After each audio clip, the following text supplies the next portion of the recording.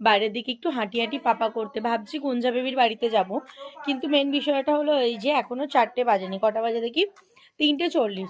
তো যেহেতু এখন 3:40 আমি ওর বাড়িতে যাব ঠিকই, কিন্তু গিয়ে আমাকে ফেরত আসতে হবে, নাহলে ও ঘুমাবে, ওর সামনে আমাকে হতাশ হয়ে বসে থাকতে হবে।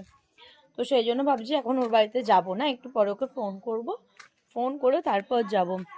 একটু আগে কত হনুমান এসেছিল, আর এখন হনুমানগুলো চলে গেছে। এখানে যে ভাই গাছ বসিয়েছিল, গাছগুলো মোটামুটি অনেক গাছেই কলা বেরিয়ে গেছে। আমি রোদ্দুরে ছিলাম, রোদ্দুর থেকে একটু ফাঁকা জায়গাটা এলাম, একটু হাঁটি হাঁটি পা পা করে।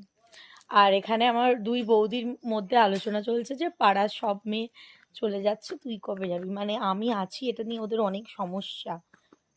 ঠিক আছে, দেখাচ্ছি ওদের আলোচনা। আর আমি বৌদিকে বললাম যে বৌদি চলো একটুখানি বাইরে থেকে ঘুরে আসি। বৌদির বক্তব্য যে বাপের বাড়ি যাবে, অন্য কোথাও আর যাবে না। আমি বলতেই আমাকে বলছে চ না একটু আমার বাপের বাড়ি, ওদিক থেকে ঘুরে আসি।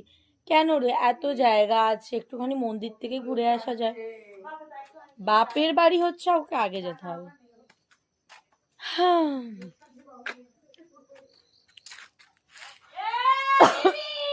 কি হয়েছে? ভুল ভাল বকে যাচ্ছে, ওর মাথা খারাপ হয়ে গেছে। এমনিতেই আমার বৌদি কানে কম শোনে, এর বেলায় শুনতে পেয়ে গেল, অন্য সময় কানে শুনতে পায় না, এখন শুনতে পেয়ে গেল। ঠিক এখন কান খাড়া করে শুনছে। আবার বলছে যে তুই যে ভিডিও করছিস যেন তোর দাদার কাছে না যায়। আমি তো দাদাকেই ট্যাগ করে দেবো।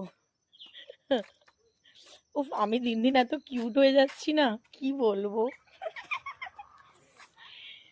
আমি এখন একটু ঘুরতে যাব, সোয়েটার টোয়েটার পরে নি। বাই বাই, গিয়ে দেখা হবে।